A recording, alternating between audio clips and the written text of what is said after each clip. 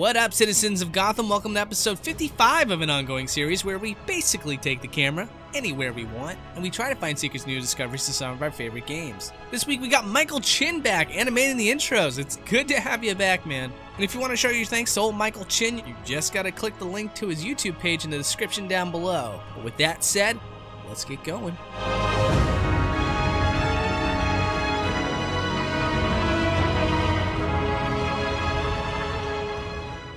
So the first character that I want to look at today is Killer Croc. You see him at the very start of the game and he tells you that he's got your scent and yeah, it's supposed to be really scary. It does get pretty scary later on, but that's not the point. Point is, you're stuck in an interactive cutscene, and yeah, that's what I choose to call it. But since you're stuck in a certain position, Croc gets carried off into a separate room and you're not allowed to follow him. You can actually see that Croc hangs there for just a little bit and then disappears, and then the room disappears right after him. And what's going on here is that the developers are using culling to make the whole environment invisible because the programming knows that Batman isn't going to be in there, therefore he can't see anything that's in that room, and therefore this is a great opportunity to save on some memory. Now this becomes a little bit tricky when it comes to boundary breaking. See, I actually want to find some hidden rooms, and if you turn them invisible, well, that just makes it a heck of a lot harder now, doesn't it? Like for example, this hallway at the very start of the game, you can see a pre-rendered cutscene of Batman and Joker walking through it, which then leads into an in-game cutscene where you can see just the front of it before the door closes. But after that, the entire hallway gets culled out and you can only see remnants of what's supposed to be in there. However, if we freeze the game just before the door closes, that whole entire hallway is still there. So now that the game is frozen, we can actually see the entire in-game hallway. And no, unfortunately the outdoors was not rendered whatsoever until you progress further into the game.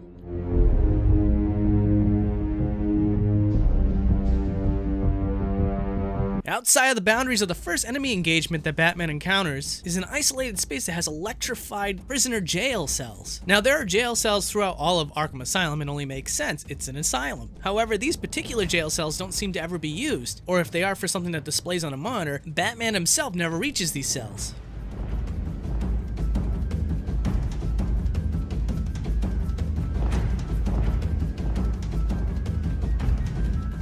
Another odd out-of-bounds environment set piece reveals a checkered cube against a 2D background. Now, I was keeping my eyes peeled for any monitor scenes or cutscenes that might have used this, and unfortunately I wasn't able to spot it. But without a doubt in my mind, this was clearly meant to project a character that's displayed on a TV monitor. And another funny thing about this checkered pattern is that you can find it throughout the entire game of Batman Arkham Asylum. Now, there are several examples of this, and I could waste all of your time showing you every single one, but one of my favorites is the inside of the clock tower. Most of the time you only get a cube or a wall, but in this case, it's lined around the entire clockwork.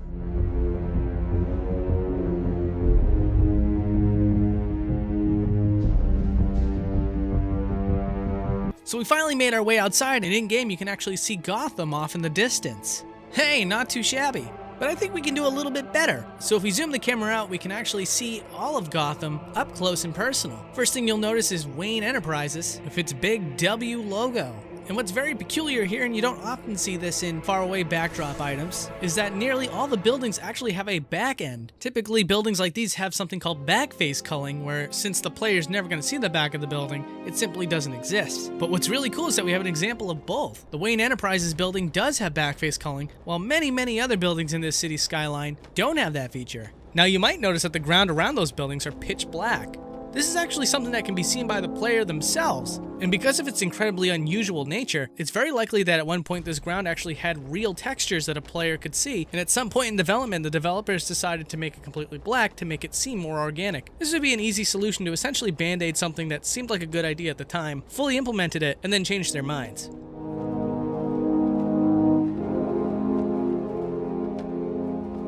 Oh, awesome, we finally get a chance to talk about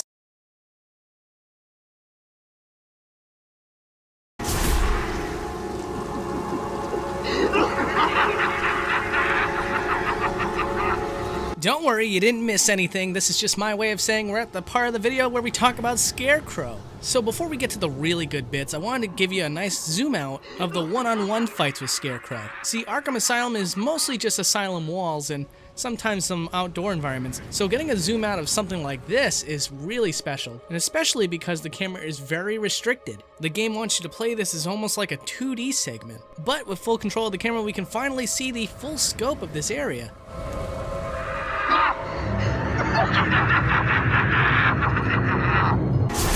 Okay, for real this time, let's dissect and analyze Bruce Wayne's disillusion. There's a lot to look at here. One of the things that you'll notice right off the bat is that Bruce Wayne's father is inside this body bag, as well as the other three that are on the table. That's because the way that this works, and it's wicked bizarre, the game wants you to look at your parents and then Scarecrow in a very specific order. And the way that they pull that off is that each time a character's turn is up, they're in all three body bags, or at least how many body bags are left. So when you open the first body bag, Bruce Wayne's father is in all three. Once there's two left, Bruce Wayne's mother is in the other two. And once you pull back curtain number 3, Scarecrow comes out and does his stuff.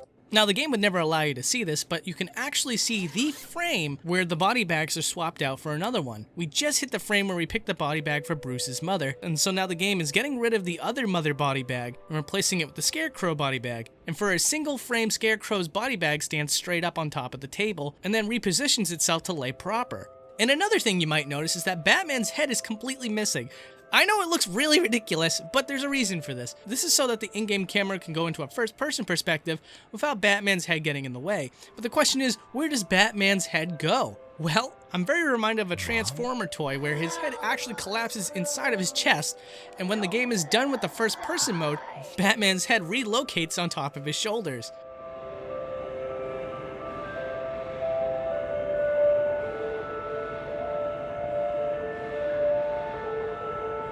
Really quick, I just want to explain that every single doorway has its own special space to it. Now, the camera always angles itself down so that you never get a chance to look inside, but if we were to freeze the game in the moment when Batman does open the door, you can see that there's a block of interior that's designed specifically for each area that you go into.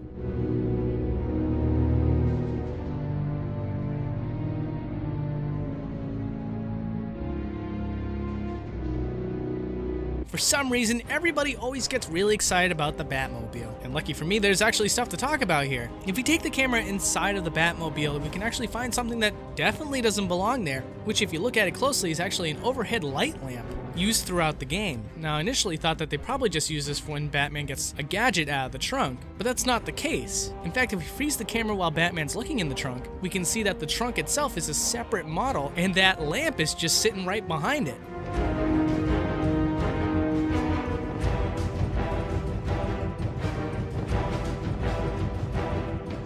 As you can see in this scene, it's heavily implied that Commissioner Gordon's over off to the right there. Not only does Harley say he's there, but Gordon himself says so in his own voice. Where's Gordon? Wouldn't you like to know? Over here! Shut up! However, if we were to manipulate the camera around and show you what's really going on, turns out that Commissioner Gordon's just another Harley with an elongated neck. Now, I mean, since you can't see him anyway, I guess it could save on memory, but I doubt you need to save memory to pull off this scene, so why don't you just show Commissioner Gordon and have him within Batman's line of view? And then when this cutscene is done with Harley, she does a couple of cartwheels out into the hallway, and then freezes in place, and then goes back into the sitting position that you saw when you first entered the room.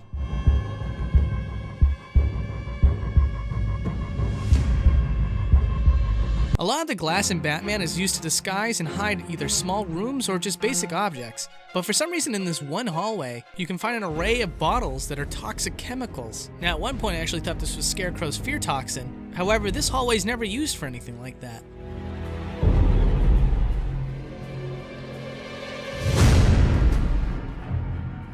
So I was checking out Bane and I found out that a surprising amount of Bane's face actually exists underneath his mask. Now this doesn't usually happen with video games, period. Like for example, Batman himself doesn't really have much of a face at all. But with Bane, there's only very small portions of his face missing, and if we move the camera along, you can see pretty much his entire face.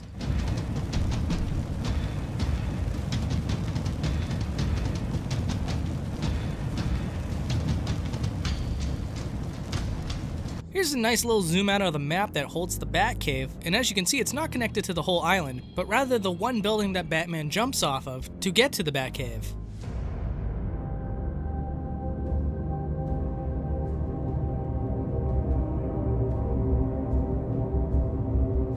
So this was something that I was really excited about, and I couldn't wait to get to it as a boundary breaker.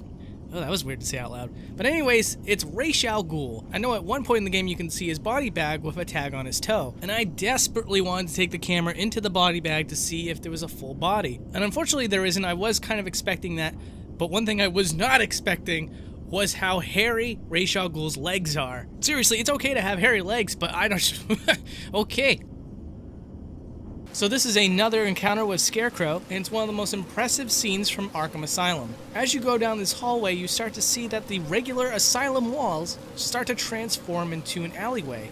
Now what's got me curious is how is this pulled off? And by using the camera, I was able to figure out how. Every time the lightning strikes as you walk down this hallway, in that flash of a moment, Batman's transported from one hallway to an adjacent one. And every time the lightning strikes, Batman gets pushed over another hallway.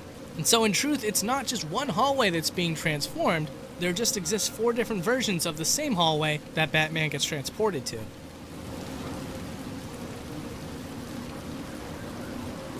Alright, now let's just talk a lot about Killer Croc. Here in this earlier scene, you're supposed to get jump scared by Killer Croc as he smacks on the window and tells you he's gonna eat you again. But one of the cool things here is that you can actually see that he's stuck underground until the game prompts him to spring up and, hey, surprise Batman. But you know what? The surprise on you, Croc. We get to see where he starts off and where he ends up when he leaves the scene.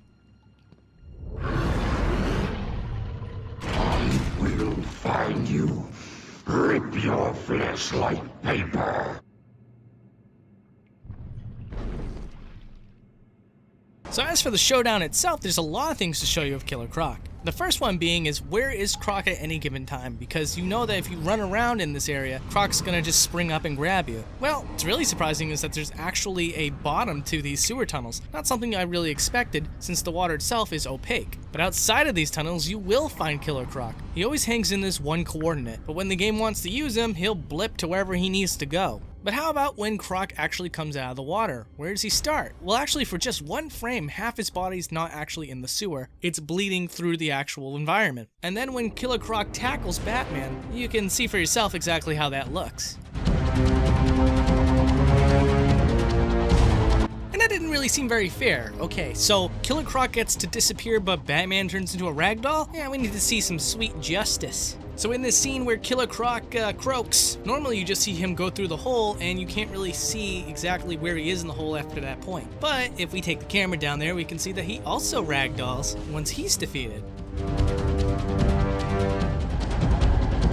So here we are face to face with Clayface. And one of the things that always bugged me when I was playing this game is that you talk to Clayface, you see that he's one person, then you turn the camera and he becomes a completely different person, but you hear the sound effect of him transforming. Very sneaky, as is a lot with the Arkham series. So this is something I actually cannot do with Magic Camera, because the player has to turn the in-game camera in order to trigger the switch. It doesn't mean that it can't be seen, it just means I have to think outside the box. So what I ended up doing here was I changed the field of view to stretch so wide that we tricked the game into thinking that we've moved past the game's point of view. Once we do that, we can see that the character models are just simply swapped. Even if the Quincy Sharp version of Clayface is on the right side of the cell, that version will disappear and the Commissioner Gordon version will appear on the left side.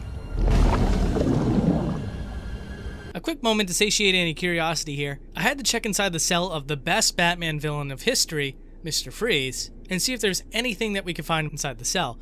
But unfortunately, it looks like there's nothing inside. So we're just hanging out here inside this greenhouse and, oh hey, there's the Batjet. No, the Batjet is supposed to appear in this scene. But what's interesting here is that it's queued up in the wrong place, because when Batman activates the beacon to call the Batjet, it swoops in from the left and then smashes into the building, rather than rise up from the bottom and then smash it.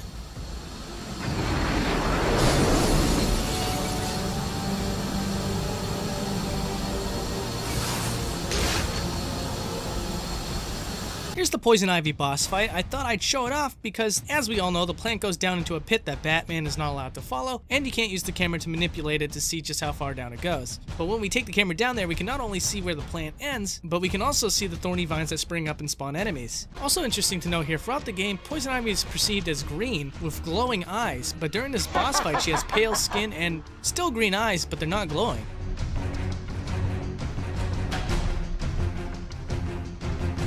So before we take on the Joker and end this, we should talk about Quincy Sharp's secret room. Because even though players have probably combed this room from top to bottom, you all probably missed one very important detail, and you're looking at it right now. Can you see it yet? No?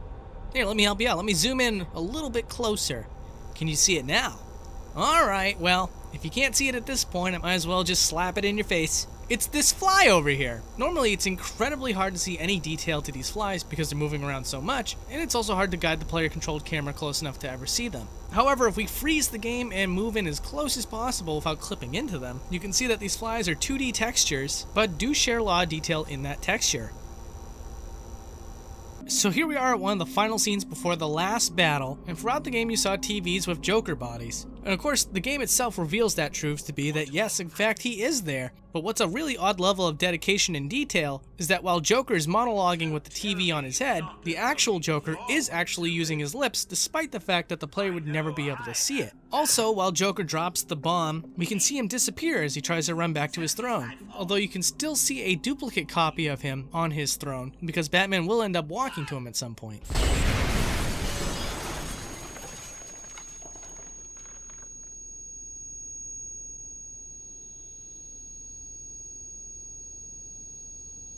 And here's a zoom out of the final boss fight with Titan Joker. And as you can see, much of the Asylum is missing because once again, this boss fight has a fixed camera. Gotta say, it's absolutely amazing to cover something like Arkham Asylum. I honestly thought it would never be possible, but I'm glad to be getting it out of the way, and you better believe I'll be covering Arkham City very soon.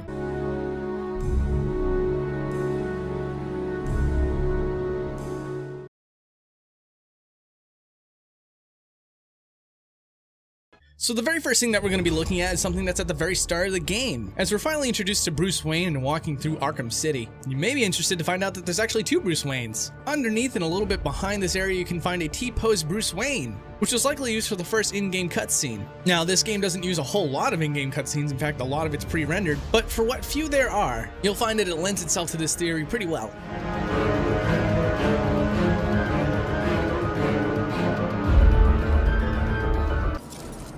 Wakey, wakey, Wayne. Alright, now we're going to dedicate a little bit of time to talk about the Penguin. Untouched. One little detail to Couple Pie is something that I never noticed, and it's right in front of his face. I think it's pretty obvious that his quote-unquote monocle is actually a broken bottle, but there's actually legible text that's on the bottom of the bottle. And as you can see here, it says no refilling, which is going to be pretty obvious here in a second because it's a triple distilled vodka. Just remember, kids, alcohol is bad. And just to introduce the obvious, wearing it as an accessory probably isn't a good idea either.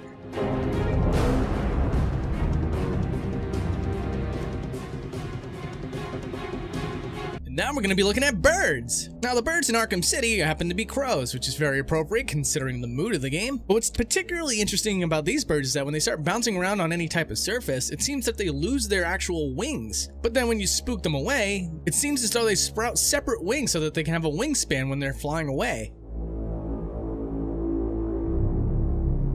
Clock's ticking. Remember when I told you that a character model gets stored underneath the environment whenever they're used in a cutscene? Well, here at the bell tower, that's no exception. See, there's a cutscene here where Batman leaves the bell tower just before it explodes. And if we were to go to the bell tower before that in-game cutscene even goes off, you can see another Batman, essentially proving that there are two Batmans existing at once at this particular part of the game. See you soon, Bats.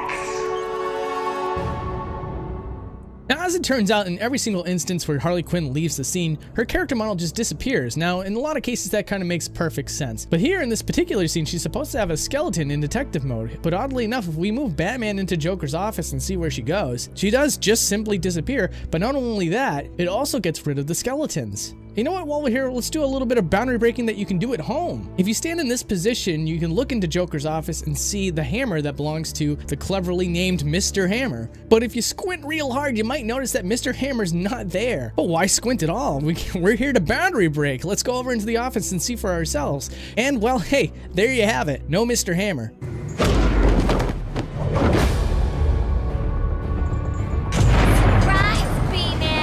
One of the things that always bugged me about this game was that you could never look inside of Selina Kyle's apartment. It never made any sense to me. How come we couldn't look inside there? I guess the game developers just decided it wasn't too important, or they didn't want to make new assets to make our apartment look nice, because if we do take the camera inside of Catwoman's apartment, we can actually see it's pretty dilapidated.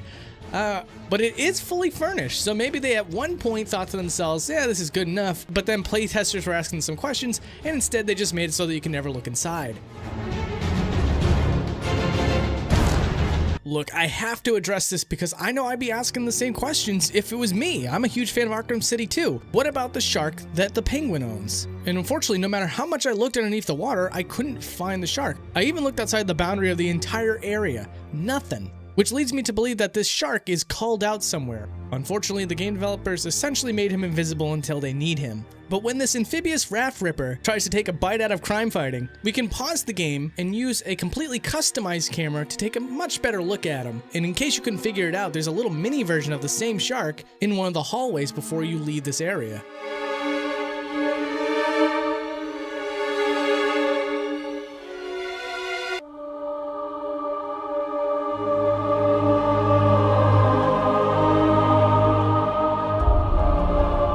So Batman's about to die, except he doesn't die because Batman never dies. Batman sees the light and he sees his parents. But of course, in the actual game, you only really get to see the silhouette of Bruce Wayne's parents, which means we gotta move ourselves in a little bit closer. And when we do, we can actually see there is some detail to the Wayne family faces, just not enough to be a full-fledged character. Unfortunately, it's just not tricky lighting that's making these features look so dark, it's how it was designed.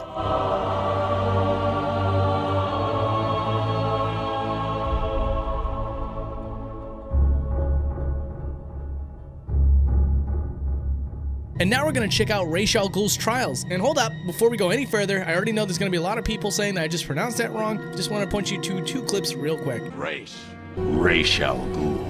Alright, with that said, I just want to show you a zoom out of the trial area, because it's fairly unique from the rest of the game. You know, you'll notice that the buildings in the background are pitch black, which is a little bit of a shame. I was hoping to see some detail there. But what's really interesting here is that part of an earlier area that doesn't get called out is actually visible in this map. As you can see here, there's this little square structure as well as some pipes. And I only noticed it now when I zoomed the camera out. Ah, but the plot thickens. From a player's perspective, they can also see these assets hanging in the air as well. It just blends in much better because there's already so much floating stuff in the sky already.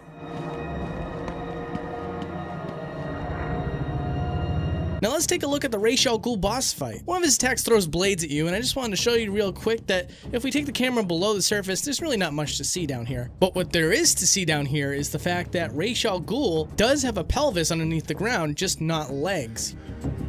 Yes, I know that.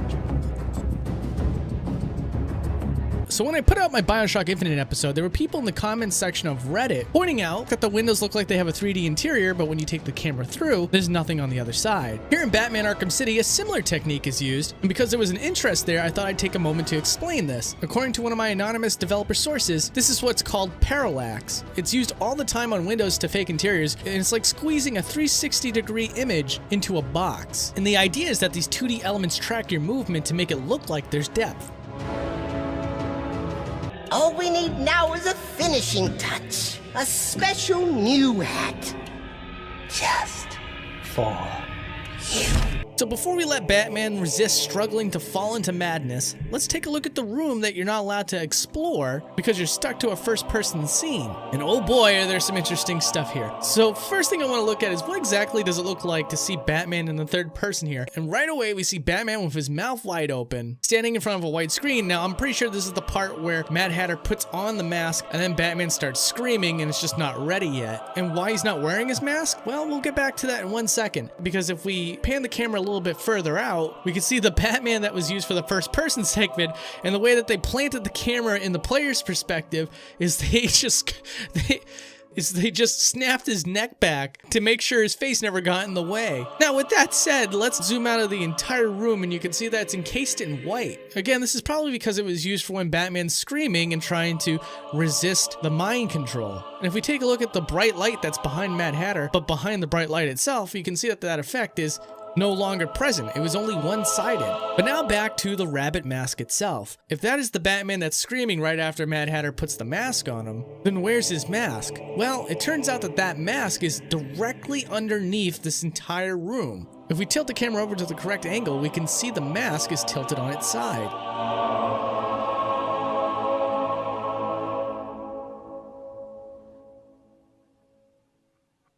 Now, as for the arena itself, as you can see, it's a giant watch that's falling through a rabbit hole. And how does that work exactly? Well, it's actually pretty simple. The environment is all moving in a certain direction, and when a certain chunk reaches the end of its line, it disappears and reappears at the bottom, which is incredibly easy to pick up on when you see it from afar. Stop fighting. This is easily one of my favorite things in the show, which is when a character is projecting something on a screen, and then it turns out that that character is actually acting in front of an invisible camera outside of the boundaries. And here with the Riddler segments, he does exactly that. And that's just awesome in itself. But what we also get out of this is the fact that apparently the hat on Riddler's head isn't completely connected to the character model. Instead, it rests on top of it, and if you take the camera through the hat, you can see the hair on his head.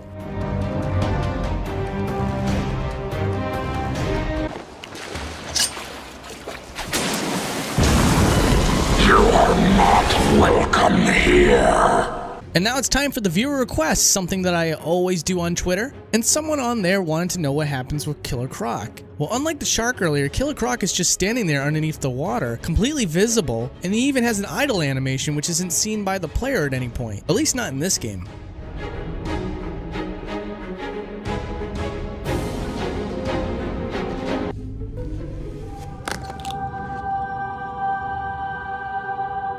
Yeah, alright Rocksteady, you wanted to pull the Pulp Fiction gag? It's not gonna happen this time. Unlike a movie where we pretty much don't have access to any of the behind the scenes stuff unless they give it to us. Here we can look inside that briefcase all we want. And as it turns out, that gold glow isn't shining off of anything. The briefcase is completely empty. Ah, man, that's a shame. I was really hoping to find something cool here. So a lot of people again wanted to know what happens when Catwoman leaves to Gotham instead of helping Batman. They wanted to take the camera to see exactly how much environment is actually there.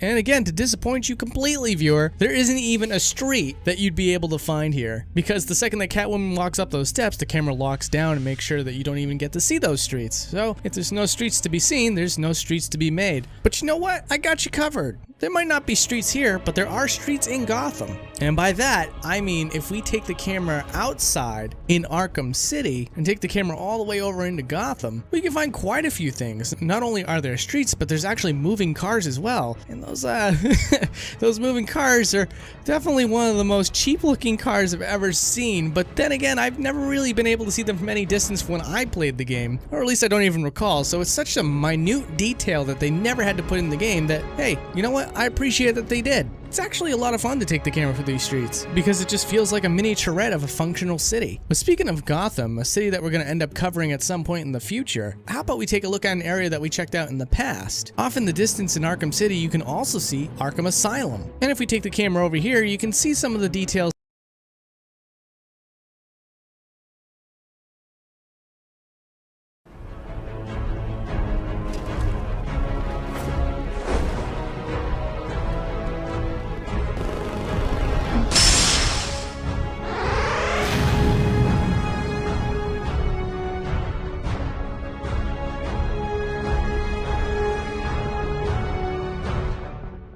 So the first thing I want to talk about is Joker in the incinerator. This scene has a very controlled camera, and so as a lot of you longtime viewers know, these sort of areas are the most fun to check out. Because when the developers have a very controlled space, they tend to leave a lot of mess outside of the boundaries. Like for example here, you can see that there's a giant wide rectangle that's overcompensated for the floor for Joker, and on any other side of this environment it's completely untextured. Well, it would be untextured, but because this game is running an Unreal Engine, everything that goes untextured is replaced with a dev texture. And for whatever reason, over next to Joker is a very small, low textured skybox. And naturally, this is something that has a little bit of mystery to it, so I had to ask my anonymous developer source what they thought this might have been for. And the answer that I got was, of course, there's going to be a multitude of possible answers, but the one that they thought was the most likely is that they were just using this area to test something out and they left an object behind. I even asked if it was possible that it was tied to lighting in some way. They did humor the idea that there's a script tied to atmospheres, where you might need a sky dome in a level to receive lighting data, but reiterating that that's less likely. And the only reason why I even thought to ask that is because way above this little scene here is the overworld map. You can find the city completely rendered. However, once you get up there, the lighting is completely different from what it is in that room with the Joker. And one last thing I want to show you here before we move on, the texture that shows up in the intro scene where it shows the burning bat symbol, that all happens in real time right in front of the Joker's face. So just know that when you start up a new game of Arkham Knight and you see the logo appear, you can know in the back of your brain that the Joker is just literally right behind that texture. Alright, so the opening scene with the police officer, this is really cool. It's one of those scenes for the most part you're in first person, and the way they handle it in Arkham Knight is if the limbs are shown, then there are just disembodied limbs. However, they're not hiding anywhere when they're not being used. You just will see no character model whatsoever. And as for the diner itself, it's got some secrets of its own, because outside of some of these areas, there are unused rooms, and based off of the positioning, it looks like it could have been used at one point, but then was later covered up. But of course, there could be other reasons for this. Underneath the diner, though, there is some odd things going on down here. One of which is a couple of rectangle models that seem to have the Coke dispenser textures laid all over it. But what I find to be the most odd is that there's just a lone box that's not properly textured, but it looks like it was the texture that it was meant for, as the bump mapping on the top of the box seems to have some sort of ribbon, and if you look at the texture closely, it does look like it was supposed to be one. Actually, scratch that, little addendum here. The texture belongs to this separate ribbon over here that has a completely different design. Now, as far as I know, this is a completely unused object, which could have had a purpose at one point in time. In fact, the bow was reused in-game by the Joker Titan containers, just not the box itself. Now, over here we got Scarecrow trying to fit in with normal society. He's, well, good luck there, Scarecrow, you're doing your best. And we all know what happens when you go and bug Scarecrow. He releases his fear toxin, which starts the hallucination scene for the officer. So what I'm gonna do here is I'm gonna put the camera over in the corner so that you can see the transition without any obstructions. And you'll notice that all the people inside the diner seem to disappear. The Scarecrow has an animation that was done by the mocap department that awkwardly walks through some of the booths, and then after it's all said and done, it's replaced with all the hallucinations, which I hope you agree is rather precious.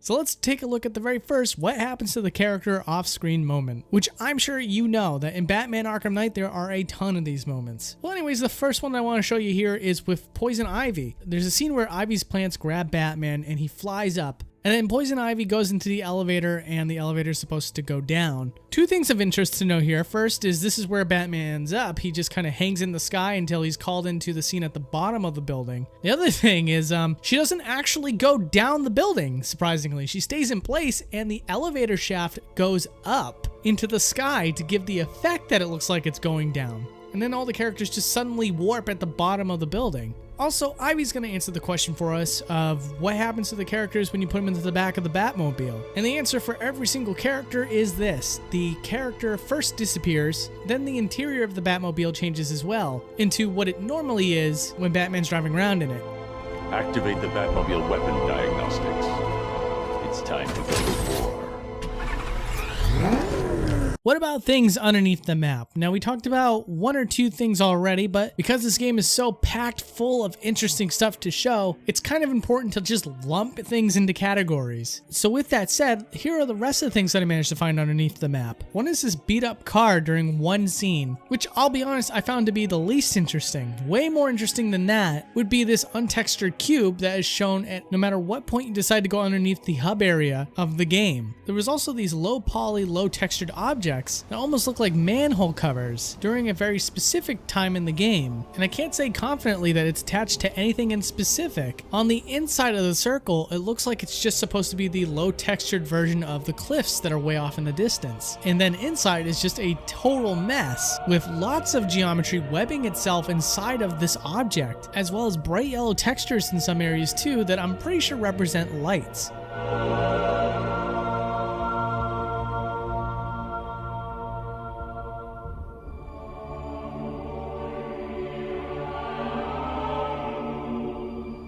So with Batman Arkham Knight, it's crazy. There's so many scenes that rely on you not being able to move the camera wherever you want. The developers almost manipulate every single scene in the game to have something a little bit special with camera trickery going on. Even something as simple as this, like the Arkham Knight's cargo plane. If we move the camera inside, we can see all the soldiers and tanks just disappearing as they come inside. And I'm trying to keep this episode in chronological order, but here's another example where you can blow up all the cash that the Penguin has. And when you do, for some reason, it turns into a Titan container, which is kind of funny that it does anything at all because you're not allowed back inside of there to see what's going on.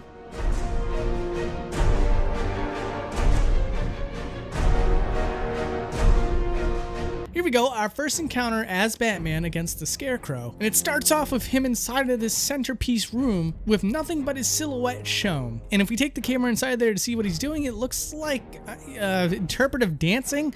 I can't really say for sure. The free camera really doesn't pay any favors to Scarecrow, clearly. Though really cool, this is obviously something that the player was meant to see, except this is what it looks like without a silhouette, and I didn't even know about this. For a brief moment, the Scarecrow's head gets replaced with the Joker's. And when you finally confront Scarecrow, for a very brief moment, there's two of him. One is a stand-in for when you're approaching the room, and the other is a cinematic version of him. It becomes clear that the cinematic version is the one that's typing on the computer, as the other one disappears. And also, this is probably one of the biggest reasons why I wanted to cover this episode. There is that shocking reveal when you turn around and the Joker's there. One really interesting thing about this is that rather than just blip onto the screen like most things you'll see in this episode, Joker's very first appearance has this weird effect where it looks like paper burning but almost in reverse. This is something you totally can't see normally in game. And also when Batman wakes up and he sees Joker, taking the camera outside of its normal position can show you that Batman is floating above the ground.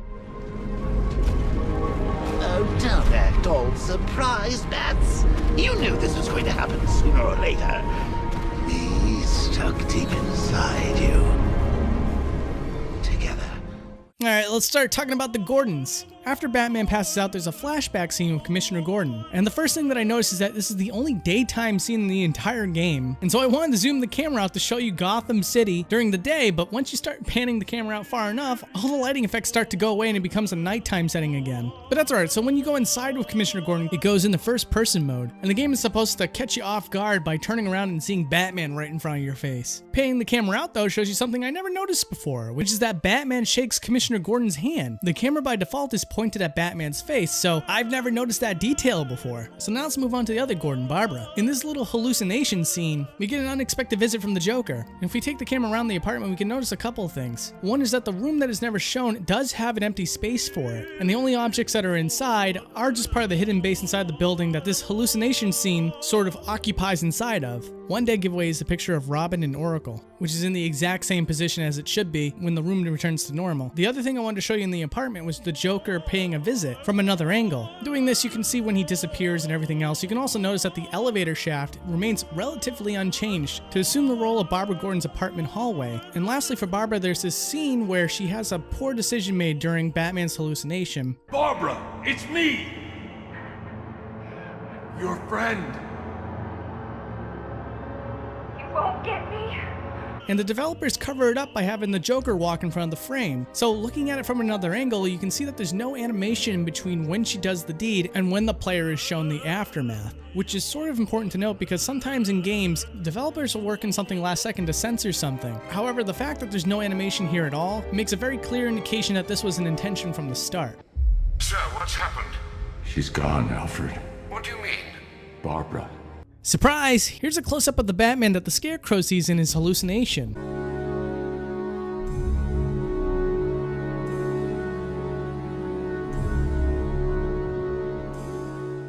Here's a couple fun things you'll find out of bounds. During the scenes with the blimp, players know that at a certain point you have to tilt the entire blimp to solve environment puzzles. Well, the fun truth to that is that it's really happening. If you take the camera way outside the blimp, you can see the entire thing tilting. Granted, it's positioned in a way that it'll lean inside of buildings, but I mean, it's still cool to see the entire environment move at the player's command. Another thing here is a hidden message left by the developers for other developers. Towards the end of the game, you can find some textures out of bounds that reads, "Please update this shader to the new master shader." And so for layman's terms, for those who don't know, a shader is something that can add an effect to a texture. And when you have one shader that's good for the majority of the textures in the game, that ultimately becomes the master shader. And so at one point in development, they updated the master shader and left behind a message for other developers to update it to it. And over here, you have a completely unused asset. It appears to be a camera. And fans of my show will be pretty shocked to see that it's essentially the exact same camera that we used for the iconic Magic camera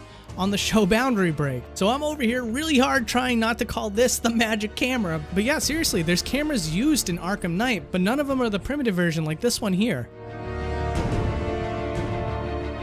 So here's a few anomalies that I found inside of character models. Now, all character models overcompensate for what's underneath the clothing. You can let your imagination take over for what that means, but let me give you one example that's totally appropriate for this video. In the 1989 Batman costume, as well as the other costumes too, but with this one in particular, the entire head of Bruce Wayne is modeled underneath the cowl. And if we were to remove the cowl, you could technically see the black eye makeup that he's supposed to have when he takes off his cowl, but he never does, because, you know, it would look lame, I guess. And it's just a shame that I wasn't able to get you a ripped model for this episode, because I would have shown you what that would have looked like without having to clip through the cowl with a camera. Also, Lucius has something really weird going on. On the inside of his face, each individual hair for his eyebrows has a white rectangle attached to it, making it look like he has post-it notes for eyebrows on the inside of his face. And it's the only character model in the game that has this feature, if you want to call it that.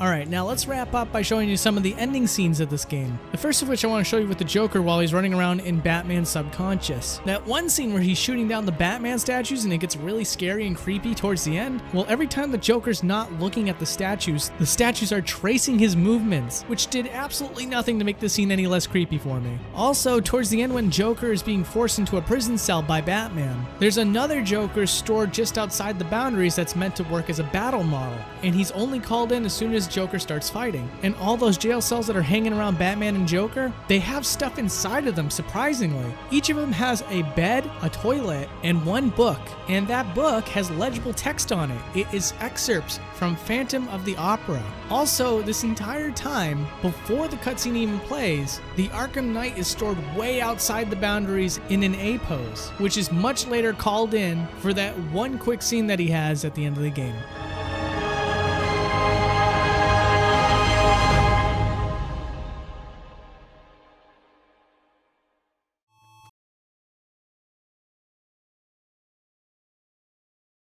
The first thing I want to talk about is one of the most interesting dev cubes I've ever seen on the show. Well, outside of the boundaries of this place where you first meet Barbara Gordon, and traveling such a distance that you finally get it to basically pop in, shows you a cube that has a movie film clapboard texture on all sides. Obviously, this is a nod to the developers and how they go to set up a scene. Still, usually a dev cube is just solid black or solid white.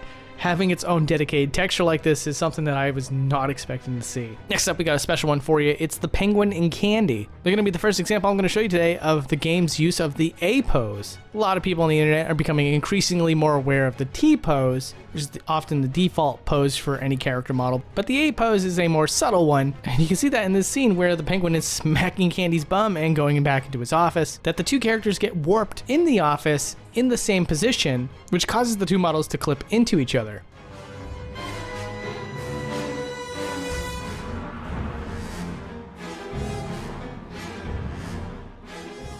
Also, funny enough, even though this isn't a boundary break, using the dev tools to kill all the enemies in this scene that is also within the Penguin's lair has caused all these thugs to also go into an A pose, giving you a whole crowd that is asserting dominance. And now we're going to be talking about models up close, and the first one we're going to be talking about is the bat side of the Batcave. Now, whenever you get a level up in Batman Arkham Origins, you do see that there are full 3D model bats just with no textures, they're just completely black. But they're full 3D models, like I said. But impressively, the bats that are inside the Batcave are not 3D models, they are in fact 2D models that just happen to have a really high frame rate, so they can very deceptively look like they're 3D. But in truth, they're just flat textures, and they billboard around the camera at all times. And man, we are just going through all of the developer techniques one after another in this episode. We just went from A poses to billboarding to now low level of detail. Checking out these models that are way off in the distance in the field map or the town of Arkham. And all these vehicles are basically boxes for the most part. It's really funny to see these low detailed tires just slapped on these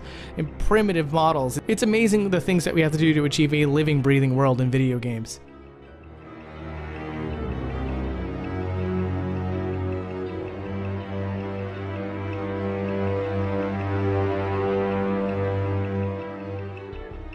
And again, speaking of things that are in plain sight that you can't see, there's all sorts of things that are scribbled along these walls when you first start the game. However, some of these things are obstructed by the inmates themselves. And so I just wanted to read out just this one here that you would never be able to see no matter which angle you looked at it. We sufpenine our land. At least I think that's what it says here. It should say suffering, but I don't think it. Oh my god. You know what? I'm just gonna leave it because I was literally going to publish this episode passing it off as that's what it actually says. But no, now I just realized it says we suffer in our land. It's just that the word in and suffering are really close together. Wow. Just as a little bonus here, I'm also going to read off this one on this other side of the wall. It says, never pick up a dead man gun, Gotham City Police Department. And then there's a little picture of a gun, boom, boom. Now with this next one, I was so excited about it. Sadly, you can find these models in different machines, but this is a cigarette dispenser that surprisingly is different from other cigarette dispensers. One thing you wouldn't expect is that by taking the camera inside of these cigarette dispensers, you can see that they house real fully modeled packages of cigarettes. Something I was not expecting to see.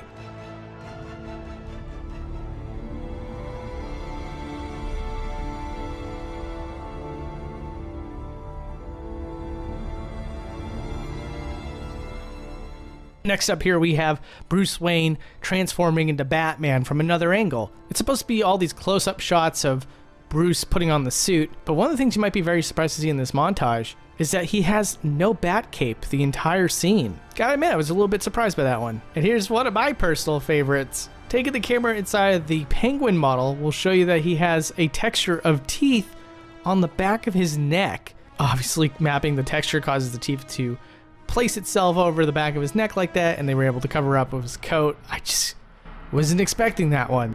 That one is pretty good. I'm actually a little bit surprised by how the texture sheet works for the teeth. I now realize that this is just like a texture of either the top or the bottom teeth, and then the other set of teeth are kind of clipped out of the neck model, but still, I just, this is really cool to see. And then next up, I want to show you the title screen zoomed out. I'm sure all of you can pretty much tell that the title screen is fully 3D modeled and not pre-rendered, yet the set pieces that are used to design it are very minimal. Obviously, this is to reduce load time when you go up to the title screen. You don't want to load up the entire city of Gotham just to get into the game, so the developers just did a quick mock-up that would only tag the different angles that the camera would circle around when you're selecting something from the menu. This scene, I don't know why I decided to show you guys this. I mean, I guess there is something boundary breaking about it. Batman finds an SD card and he looks at it from behind.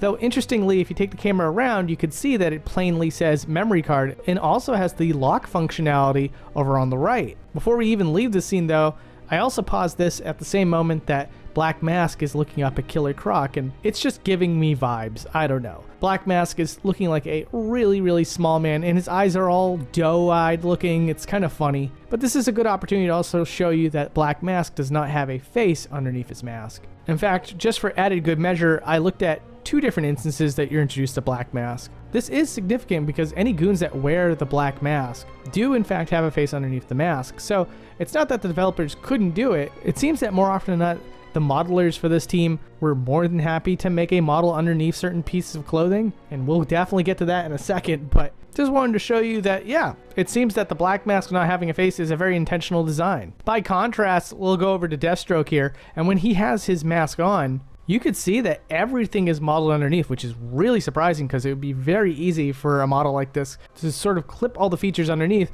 through the mask, but it never happens. It's just expert model quality. But yeah, Slade's hair, eye patch, nose, everything is there. Obviously, at a certain time in this boss fight, the mask breaks off and then you're supposed to see his face. But again, it's just wild to see that the face is there at all times. One of the weirdest things, though, is that inside of Slade's bodysuit, there seems to be a sort of concaveness to his torso. And unless there was some sort of intention to blow his body in half, I don't think that's supposed to be there.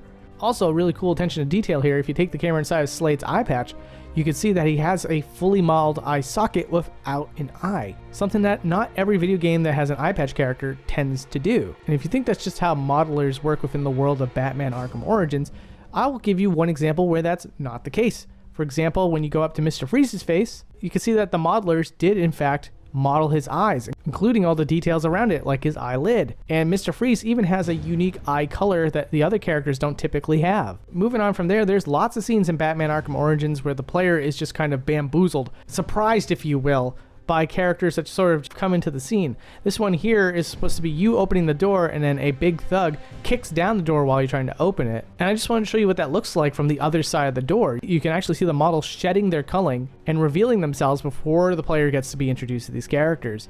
And one of the more interesting things is that the big thug that kicks down the door is actually behind the other thugs and appears to have his right arm over his stomach for some reason. Here's another cool one for you. The player knows that when you're going through the vents that Batman turns invisible, or goes into first person, if you will. You can even see his shadow over to the left or right depending on how the lighting is set up. But did you know that what's actually happening here is that the Batman model is actually just being called out? Activating certain dev functions while inside the vent will show you that the model was there all along, and that's why the shadow is casted so accurately. And if you were to get a better idea of where the camera actually is in relation to where the Batman model is, you would be around the mid portion of his back. And then I want to show you some other weird things. For as hyper polished as all the Batman Arkham games are, every once in a great while you can find something out of bounds that might be a little bit underpolished. And granted, you're not supposed to see it anyway, so that's okay. But at the top of the Sky Dome, you can see that it wasn't modeled properly, and so the top of it almost looks like an eyeball. It'd be a very ominous thing to see hanging out in the sky. I would not want to see that in the sky in real life, trust me. And I trust all of you. And then underneath the ground is an entirely different spherical object. It's an entire sphere that houses snow. I don't believe that this is used in the game. I've tried to look for it. But in some rare instances you can find this hanging out underneath the ground, which in any case is clearly meant to make it look more snowy around the player. Here's something that's interesting for you. Some of the boxes in Batman Arkham Origins has the logo for Sionis Industries hidden on the bottom of the boxes. Sionis, of course, being the last name of Black Mask. Now I'll show you what the ledge takedown looks like from another angle. There's a lot of weird camera trickery that goes into this when you're performing this action. However, if we were to look at it all in one shot, you can see at a certain point the character model is just sort of warped on top of the ledge instead of doing a seamless animation.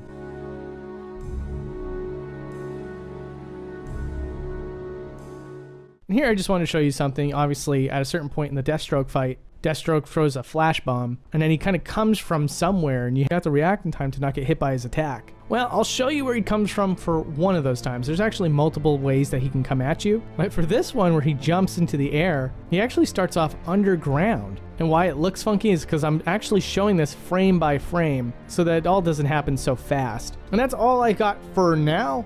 If you want to keep a show like Boundary Break running, memberships help out a ton. I'll even have exclusive content on the Patreon that is a little too saucy for YouTube. Keep in mind that these are all character models at the end of the day, and we can look at these models through the lens of art, whereas something like YouTube's algorithm will not do that. So I'll make that available to any tier patron, and to members on YouTube, we will have an exclusive stream very, very soon. Very excited to catch up with you guys. But with that said, thank you so much for watching, and of course, other Batman Arkham videos are available here. Give it a click. I promise you, you'll have a great time. Okay, take care everybody.